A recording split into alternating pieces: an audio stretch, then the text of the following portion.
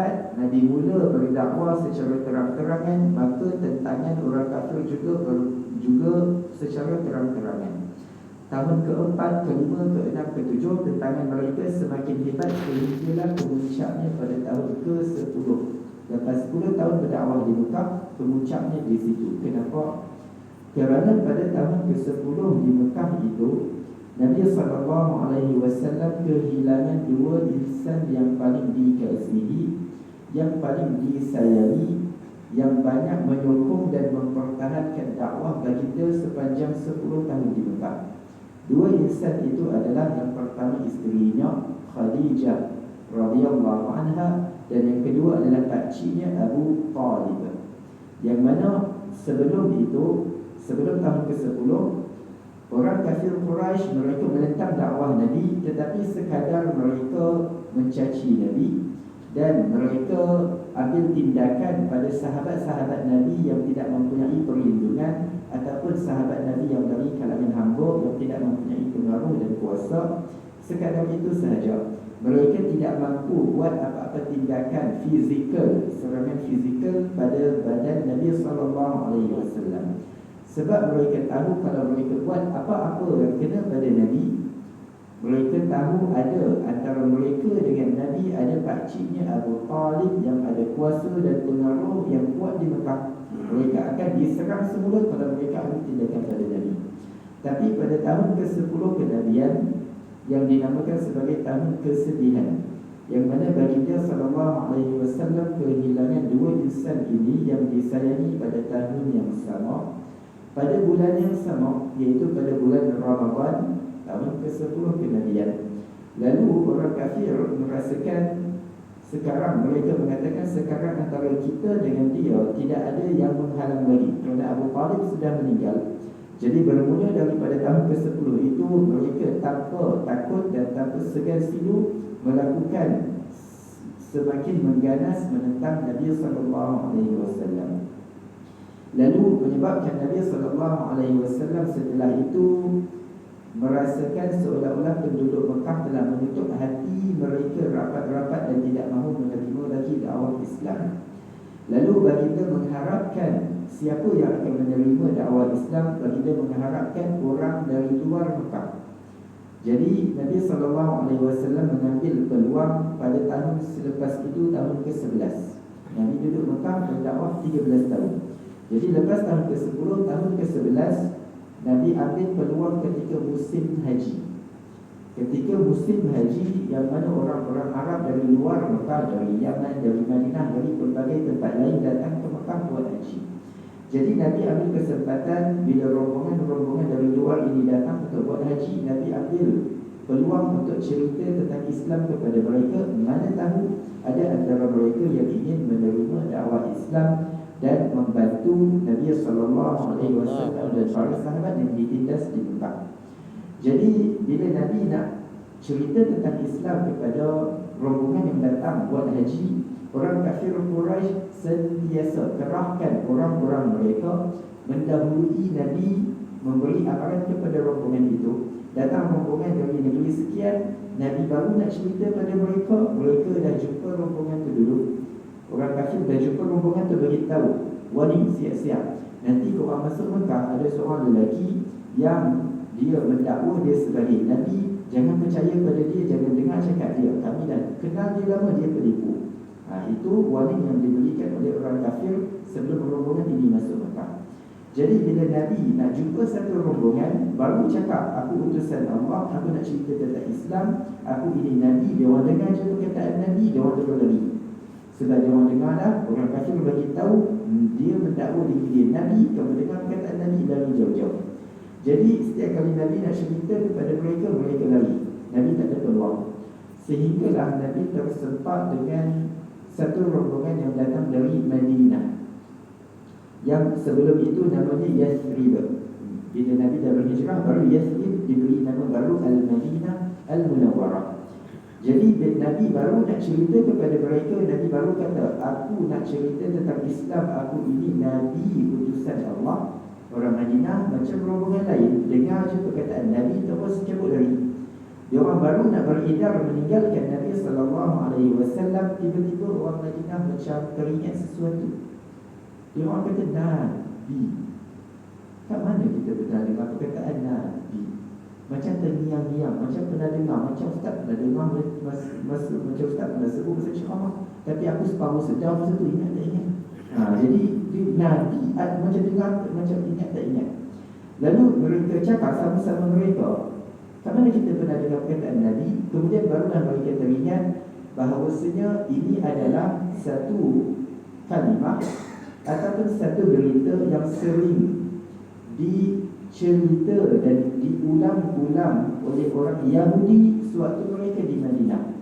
Sebab kita tahu di Madinah ketika itu bukan hanya ada orang Arab, Aus dan Khazraj sahaja, tapi ada juga di situ orang Madinah, 3 kelompok yang besar. Yang mana orang Yahudi, asalnya Madinah tempat tinggal orang Arab, tanah Arab. Kemudian ada 3 kelompok besar Yahudi berpindah ke Madinah dan membina penempatan mereka di situ. Jadi orang Arab di Madinah, mereka pelik. Orang Yahudi buat apa dekat tanah Arab? Kalau datang melancong pun tak menarik sebenarnya begitu. Tapi dia orang tanya, kalau datang melancong seminggu, 2 minggu, sebulan pun tak apa. Tapi orang Yahudi datang dan menetap terus di Madinah, bina penempatan, ada sekolah mereka, ada mereka punya kedai, ada dia punya itu, ada ini. Jadi orang Madinah pelik. Apa yang pelik, apa yang menarik dekat tanah Arab sehingga orang Yahudi berhijrah ke sini? Tak ada apa, tanah tak ada sekali pun tak. Jadi orang Arab tanya kepada orang Yahudi, bila mereka berpindah ke Madinah, orang Arab tanya, kamu buat apa ke sini? Kamu cari apa? Emas ke? Apa minyak ke apa? Jadi orang Yahudi beritahu pada orang Arab bahawasanya mereka baca di dalam kitab Taurat mereka yang Allah Subhanahu Wa Taala akan mengutus seorang Nabi yang terakhir. Jadi orang Madinah, orang Arab, dia orang ketika itu masyarakat jahiliyah. Jahiliyah makna jahil sebab tidak membaca apa-apa kitab. Majoriti mereka juga buta huruf. Jadi dia orang tanya, Nabi itu apa benda? Jadi orang Yahudi beritahulah, Nabi itu seorang lelaki yang Allah akan utus untuk memimpin orang beriman memerangi orang kafir. Nabi, lelaki yang Allah utus untuk memimpin orang beriman memerangi orang kafir. Jadi orang Arab tanyalah, orang beriman tu apa? Orang kafir tu apa benda? Tak pernah dengar, jahiliyah. Jadi orang Yahudi tafsirkan apa makna memimpin orang beriman memerangi orang kafir. Orang Yahudi tafsirkan, dia kata maksudnya Nabi ini akan memimpin kami orang Yahudi yang beriman memerangi kamu orang Arab yang kafir sebab sembah berhala. Masuk akal ketika itu yang dikata beriman adalah orang Yahudi sebab mereka ahli kitab, beriman dengan para Nabi dan kitab Taurat apa semua. Dan orang Arab ketika itu orang kafir. Jadi orang Yahudi aspek yang beriman itu kita yakin ikut Nabi. Yang kafir itu orang Arab sebab dia orang musyrikin, dia orang jahiliyah. Jadi orang Arab dah takut. Sebab orang Arab, dia orang memang respect pada ahli kitab, pada orang Yahudi. Sebab dia orang tahu orang Yahudi ni ramai di kalangan mereka golongan bijak pandai dan scholars. Jadi apa saja orang Yahudi cakap, dia orang percaya bulat-bulat dan dia orang takut. Dia orang kata, mampu kita lepas ni Nabi itu muncul, lepas tu dia akan memimpin, Nabi itu akan memimpin orang Yahudi, hancur binasakan kita orang Arab sebab selalu bergaduh, berperang, tak ada berdamai. Jadi dia orang hidup dalam ketakutan. Setiap hari jumpa kat kedai kopi, jumpa kat dekat stesen minyak, jumpa kat mana-mana, orang Yahudi hidup cerita benda sama. Orang Arab hidup dalam ketakutan. Jadi orang Madinah bila dia orang tersempat dengan Nabi di Mekah, dia orang teringat, ni kan Nabi yang selalu dimohonkan oleh orang Yahudi kepada kita sewaktu di Madinah. Jadi dia orang cakap-cakap dan bincang sama mereka. Dia orang kata ketika jumpa Nabi di Mekah tu, dia orang cakap sama mereka kata, sebelum orang Yahudi jumpa Nabi ni dan Nabi join grup mereka, baik kita ajak Nabi join grup kita lawan Yahudi. Ijab juga faham. Jadi dia orang tahu, tengok dia orang dah jumpa Nabi, dia orang kata kalau Nabi dijumpa Yahudi, mesti Yahudi akan ikut Nabi ni lawan kita mampu kita. Jadi dia orang ketika itulah dia orang bertemu dengan Nabi dan mereka berbincang semula dengan Nabi dan akhirnya mereka menerima dakwah Nabi dan memeluk agama Islam. Dan bermula dari situ berlakunya perjanjian Aqabah yang pertama dan kedua, dan akhirnya persetujuan dan perjanjian untuk menjemput Nabi dan para sahabat untuk berpindah ke Madinah dan meninggalkan negeri Mekah yang mereka ditindas dan dizalimi. Jadi dia perjanjian dia bukan pada tahun itu saja, tahun ke-11 dan kemudian tahun ke-12, tahun ke-13, dan Nabi buat persiapan dan akhirnya Nabi berikan perintah kepada para sahabat untuk berhijrah ke Madinah, ke bumi, ke tempat yang baru. Bila Allah Subhanahu wa taala turunkan perintah untuk berhijrah, dan hijrah ketika itu merupakan satu kewajiban dan kefarduan, yang mana Allah sebut dalam surah An-Nisa, illal mustad'afina minar rijali wan nisa'i wal wildan. Allah kata semua wajib berhijrah melainkan orang-orang lelaki yang muzur, yang lemah tak mampu, yang telah terangkat katil apa semua, ataupun para wanita yang juga tidak mampu keluar sendirian, dan juga anak-anak yang kecil. Ini tiga golongan yang Allah beri pengecualian bila mereka tidak berhijrah sebab tidak mampu keluar negeri. Selain daripada itu, semua wajib berhijrah. Siapa yang kata beriman, buktikan dengan ibadah hijrah. Jadi bila Allah turunkan perintah hijrah, sebahagian sahabat rasa berat hati untuk berhijrah. Kenapa? Mereka rasa macam mana kita nak berhijrah? Hijrah pada zaman sekarang pun, satu orang dia nak berhijrah dari negeri asal dia ke negeri lain, yang mana dia kena tinggalkan keluarga dia, kena tinggalkan rumah dia, harta benda dia, dan dia kena mulakan hidup baru di tempat baru yang dia tak tahu macam mana kehidupan dia di sana, dan apa kerja dia nak buat nanti, anak bini dia nak bagi tinggal kat mana. Dia tak ada kenal orang, saudara mara, kenalan dekat negeri baru. Zaman sekarang nak berhijrah pun bukan benda senang. Padahal zaman sekarang kalau dia ada memiliki apa-apa aset harta kat tempat asal dia, dia boleh jual dan dia boleh transfer online apa semua. Zaman tu kalau dia nak berhijrah dari Mekah ke Madinah, dia nak jual rumah dia, jual dia punya kenderaan apa semua, jual harta dia, lepas tu dia nak bawa mana dia orang ada banking sana tu. Jadi dia kena bawa emas perak dia macam tu. Macam mana nak bawa sekian banyak? Jadi sebahagian sahabat rasa berat nak berhijrah sebab terpaksa tinggalkan keluarga mereka walaupun keluarga mereka tak beriman, dan tinggalkan segala harta yang mereka pernah usahakan sekian lama, dan mulakan hidup baru yang mereka tak tahu, tak terjamin masa depannya. Masih samar-samar. Aku hidup kat Madinah ni nanti macam mana? Siapa nak tolong aku? Aku duduk dengan siapa? Jadi Allah Subhanahu wa taala nak beri galakan dan motivasi kepada para sahabat, dan juga nak beri jaminan kepada mereka yang Allah akan jamin kehidupan mereka di Madinah.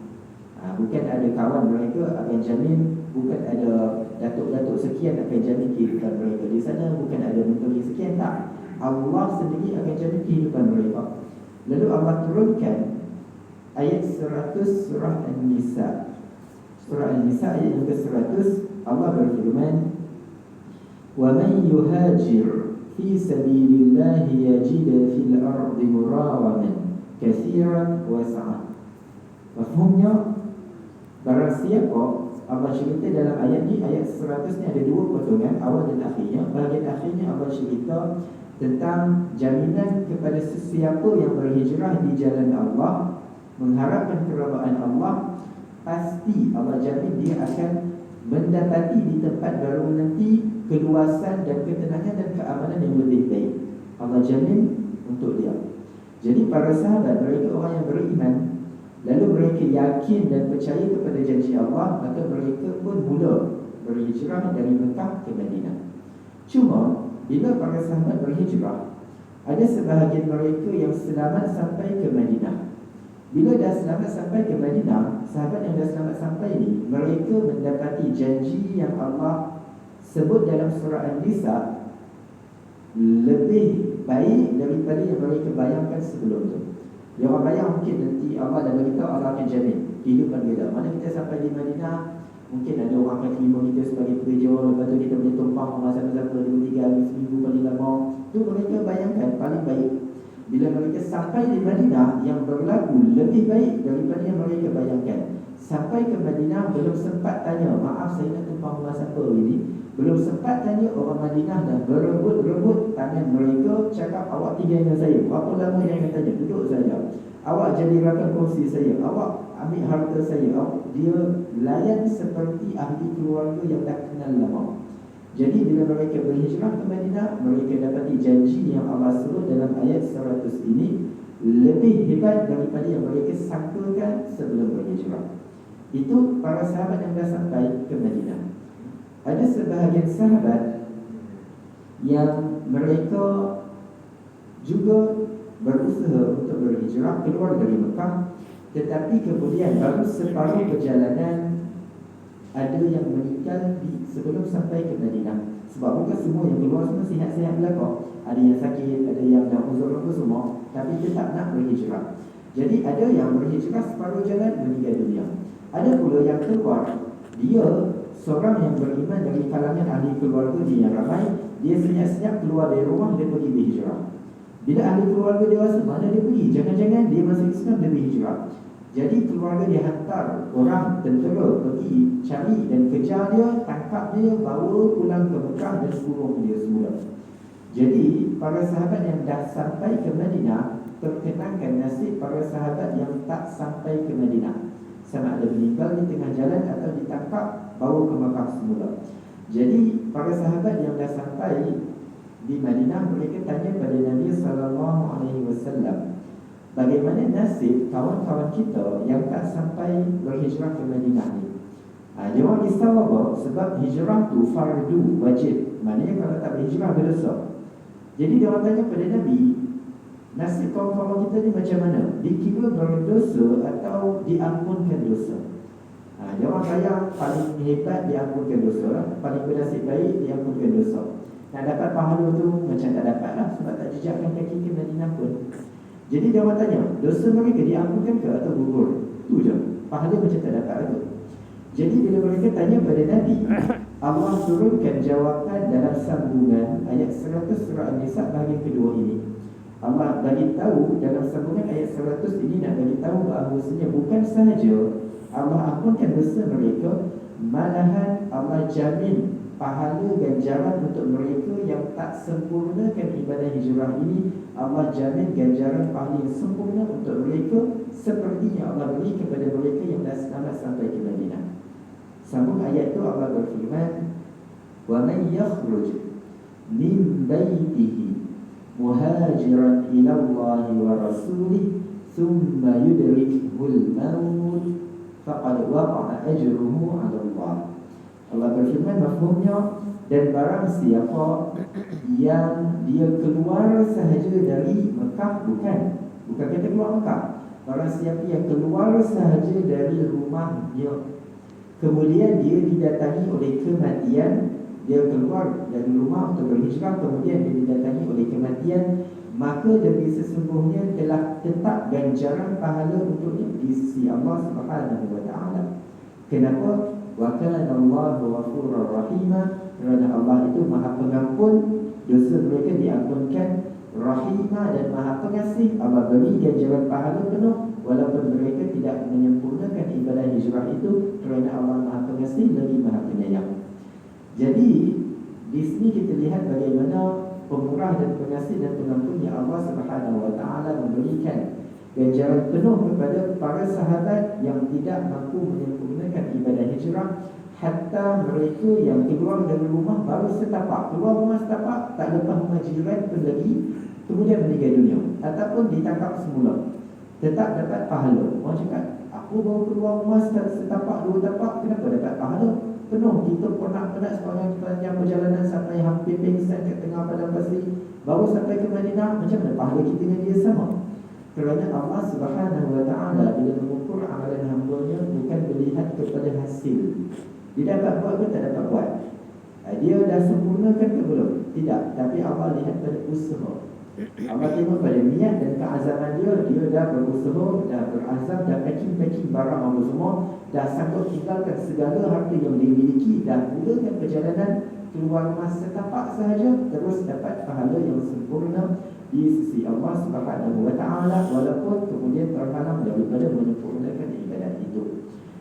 Jadi itu satu peristiwa yang kita lihat untuk kita ambil iktibar. Semoga kita juga diberi kurniaan yang sama oleh Allah Subhanahu wa taala di atas sifat keluasan rahmat dan kurniaan Allah Subhanahu wa taala. satu peristiwa lagi boleh kita tengok secara ringkas, juga peristiwa yang berlaku pada zaman Nabi SAW, tetapi di akhir-akhir hayat baginda. Setelah berhijrah, Nabi duduk di Mekah tadi 13 tahun berdakwah. Kemudian Nabi berdakwah di Madinah pula, hidup di Madinah berapa lama? 10 tahun. 10 tahun yang bermula daripada tahun kedua, ketiga, keempat sampai tahun ke-10 hidup di Madinah, syarat dengan hidup-hidup yang penuh dengan perjuangan dan peperangan. Antara peperangan yang berlaku adalah peperangan di akhir-akhir hayat baginda pada tahun ke-9 Hijrah. Tahun ke-9 mana lebih kurang setahun sebelum wafat baginda sallallahu alaihi wasallam. Pada tahun ke-9 di Madinah, tadi di Mekah ni, tahun ke-9 di Madinah berlaku peperangan Tabuk. Peperangan Tabuk ni apa? Panjang cerita, kita ringkaskan je. Peperangan Nabi dan orang Islam dengan kuasa besar ketika itu, iaitu kerajaan Rom. Peperangan orang Islam dengan kerajaan Rom. Kalau peperangan sebelum-sebelum tu nak banding dengan peperangan Tabuk, perang yang lain sebelum ni, perang Uhud, perang Badar, apa semua macam tak ada apa, kecil je. Sebab peperangan yang sebelum tu semua dengan kabilah-kabilah Arab, dengan orang Mekah, dengan orang-orang sekitar tanah Arab. Tapi perang Tabuk dengan kerajaan besar ketika itu, kerajaan Rom. Jadi bila Nabi SAW nak pergi berperang dan ajak para sahabat untuk berperang, Nabi pastikan para sahabat yang nak ikut berperang mesti orang yang berkemampuan dan ada kenderaan dan kelengkapan. Kalau sebelum tu jalan kaki pun tak apa, ataupun nak tumpang gila-gila dia naik, lepas tu tukar kawan pula naik turun apa semua tak apa. Tapi ini perjalanan yang sangat panjang. Kalau dia jalan kaki mungkin akan membebankan diri sendiri dan orang lain. Jadi bila Nabi nak pastikan semua ada kelengkapan dan kenderaan, Nabi tahu pula ramai para sahabat miskin, tak memiliki semua tu, tapi ada semangat dan keimanan untuk pergi berjuang. Jadi Nabi beri galakan dan motivasi kepada para sahabat yang ada keluasan rezeki untuk menaja mana-mana sahabat yang tidak ada kelengkapan dan kenderaan supaya dapat ikut bersama dengan Nabi. Lalu ketika itulah Uthman bin Affan radhiyallahu anhu, ketika itu beliau menginfakkan harta yang banyak dan beliau taja 300 ekor unta untuk mana-mana sahabat yang tidak ada kenderaan. Dan ketika itu juga Umar bin Khattab radhiyallahu anhu membawa separuh hartanya untuk diinfakkan di jalan Allah, dan juga Abu Bakar menginfakkan keseluruhan hartanya untuk mereka yang tidak mempunyai kelengkapan dan kenderaan. Bila para sahabat nikah cerita, bila para sahabat yang tidak memiliki apa-apa, mereka dah dapat kelengkapan dan kenderaan yang ditaja dan dah bersiap-siap, Nabi SAW pun dah bermula bersedia nak bertolak. Bila Nabi nak bertolak, tiba-tiba nak berangkat dengan para sahabat, tiba-tiba ada sebahagian beberapa orang sahabat yang terlambat. Dia orang tak memiliki apa-apa, tiba-tiba mereka terlambat dapat berita yang bagi tahu ada kenderaan dan kelengkapan yang ditaja. Jadi dia orang semangat, dia orang gembira, dia orang nak pergi, nak minta. Jadi dia orang pergi, dia orang terlambat dapat berita. Dia orang pergi jumpa Nabi, tengok Nabi nak berangkat dah. Bila jumpa dengan Nabi, dia orang tanya, mana kenderaan dan kelengkapan yang ditaja? Nabi beritahu dah habis. Jadi dia orang sedih, alah kita terlambat. Jadi dia orang tanya pada Nabi, boleh tak kami nak tumpang mana-mana seat yang kosong, kat buntut-buntut tak apalah, yang penting kami nak ikut juga. Tak ada petang, tak ada pedang, kami ambil lah apa rantai kayu kami lawan aja nanti. Jadi dia orang minta untuk Nabi bawa bersama mereka.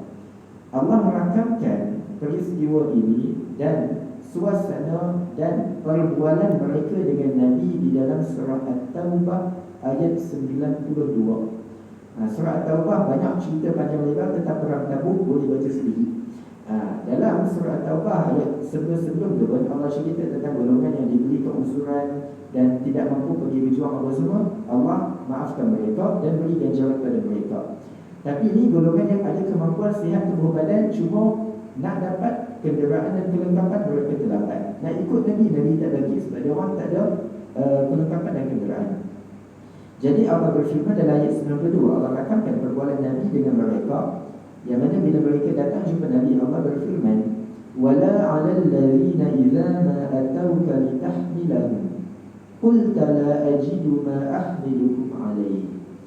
Allah cerita tentang golongan sahabat ini bila mereka datang jumpa Nabi, mereka minta untuk tumpang mana-mana seat yang kosong setelah mendapati kenderaan semua dah habis.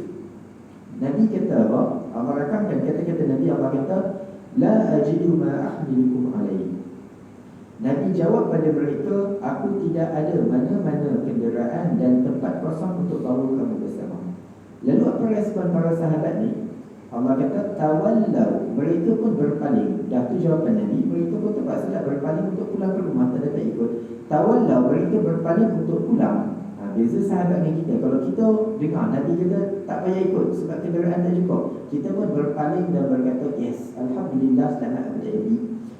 Tapi sahabat tak sama. Sahabat tawallau, mereka berpaling pulang. Wa a'yunuhum tafidu minad dam'i, mereka berpaling dalam keadaan mata mereka menitiskan air mata. Hazanan alla yajidu ma yunfiqun, kerana sedih dan kecewa tidak memiliki apa-apa harta untuk dibelanjakan untuk pergi berjuang bersama Nabi sallallahu alaihi wasallam. Ringkas ceritanya, dah pergi berperang, dah apa semua selesai. Dalam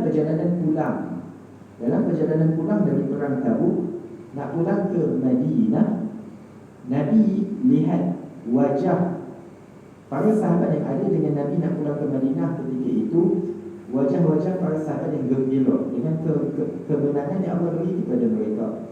Jadi bila Nabi tengok wajah para sahabat yang gembira dengan Nabi on the way nak pulang ke Madinah, Nabi teringatkan, perkenankan wajah para sahabat yang sedih yang sedang berada di Madinah. Jadi Nabi tak nak nanti yang pulang ni gembira, kita dapat ganjaran pahala dan kemenangan. Yang duduk Madinah bila dengar cerita, dia orang sedih dan cemburu, kami tak dapat apa-apa. Jadi Nabi nak bagi semua gembira. Nabi beritahu satu berita gembira kepada sahabat yang ada dengan Nabi nak pulang ke Madinah tu, supaya mereka kongsikan berita gembira ini kepada kawan-kawan yang sedang sedih di Madinah.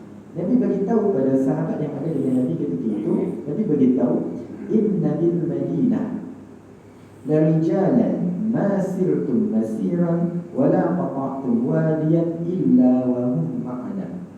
Nabi kata, mafhumnya sesungguhnya Nabi dengan sahabat sekarang bukan dekat Madinah, kat Tabuk, baru nak pulang. Nabi beritahu sesungguhnya di Madinah sana ada orang-orang yang tidak ada satu lembah yang kita lalui, tidak ada satu kawasan yang kita lintasi, melainkan mereka ada bersama kita. Jadi sahabat pelik, macam mana Nabi kata dia orang kat Madinah, tapi kemudian Nabi kata dia orang ada dengan kita. Mana situ? Dia orang kat Madinah ke dekat sini dengan kita? Maksud Nabi apa? Nabi nak beritahu bahawasanya tubuh mereka, jasad mereka memang di Madinah, tetapi hati mereka bersama dengan kita. Yang mana kita tidak rasa penat dan kita tidak dilukai dan kita tidak ditimpa apa-apa kesusahan sepanjang perang, melainkan kita dapat pahala dan mereka pun dapat pahala. Jadi sahabat pelik, macam mana kita logiklah dapat pahala, kita penat, kita tergolek, kita kena tunggu, kita kena potong tu, kena pedang, kita kena panah apa semua, kita terluka teruk, dapat pahala. Dia orang relax-relax, dia baring dekat atas katil kat rumah, goyang-goyang kaki kat Madinah, dapat pahala. Jadi Nabi nak beritahu bahawasanya memang kita rasa kita dapat pahala sebab kita luka-luka semua, tapi luka kita pada badan. Mereka yang di Madinah, badan mereka tak terluka, tetapi bila mereka tidak dapat ikut, hati mereka jauh lebih terluka, lagi teruk daripada luka pada badan kita. Jadi Allah tengok yang ni luka badan, Allah bagi ganjaran pada mereka. Yang tak dapat ikut, badan mereka tak luka tapi hati mereka terluka, Allah tetap bagi ganjaran dan pahala kepada yang ikut dan yang tidak mampu untuk ikut berjuang Nabi sallallahu alaihi wasallam. Jadi itu berita gembira yang Nabi kongsikan kepada sahabat yang ikut Nabi nak pulang, untuk dikongsikan berita gembira itu kepada para sahabat yang tidak dapat ikut. Dan kita juga sebagai umat Islam yang sedang dengar ceramah, juga mesti sedang nantikan berita gembira daripada mulut Ustaz untuk kata wallahu a'lam bissawab. Itu berita gembira setiap kali akhir ceramah lah. Kalau Ustaz Assalamualaikum, itu berita gembira lah. Jadi tu sekadar dua peristiwa ringkas yang kita kongsikan untuk kita ambil iktibar agar kita tidak kecewa dengan kita terhantar bila kita dah diberi peluang untuk kembali beribadah di surau masjid hari kelas pengajian, tetap masih tidak dapat kita lakukan dengan sesempurna sebelum ini, yang mana kita rasa kita terlepas kelebihan dan fadilat merapatkan saf. Tetapi kita tetap mengharapkan fadilat merapatkan saf dan sebagainya tetap Allah beri ganjaran kepada kita, kerana tidaklah kita tinggalkan semua itu melainkan disebabkan keuzuran dan halangan, dan Allah Subhanahu wa taala Maha Kaya dan Maha Luas rahmatnya, dan kita mengharapkan ganjaran pahala yang sama yang sempurna sebagaimana yang Allah pernah beri kepada Nabi dan para sahabat radhiyallahu alaihim ajma'in. Jadi sekadar itu yang sempat kita kongsikan sedikit iktibar daripada sejarah Nabi dan para sahabat, yang mana asalnya ibrah pasal COVID-19 ni apa semua 5 minit pertama je, tapi dah jadi 50 minit. Jadi tadabbur al-Baqarah kita tangguh pada pertemuan yang akan datang yang baik insya-Allah. Apa yang baik daripada Quran Allah Subhanahu wa taala, saya memohon maaf atas segala kekurangan dan juga kesilapan, dan saya juga mewakili Ma'had Tahfiz Al-Itqan di Taman Nirwana Ampang mengucapkan jazakumullahu khairan di atas sumbangan yang diberikan. Semoga Allah membalas dengan yang lebih baik di sisinya, dengan keberkatan pada rezeki, kesihatan pada tubuh badan, serta ketenangan di dalam kehidupan. Dan kita tangguhkan kuliah kita pada pagi ini dengan tasbih kafarah.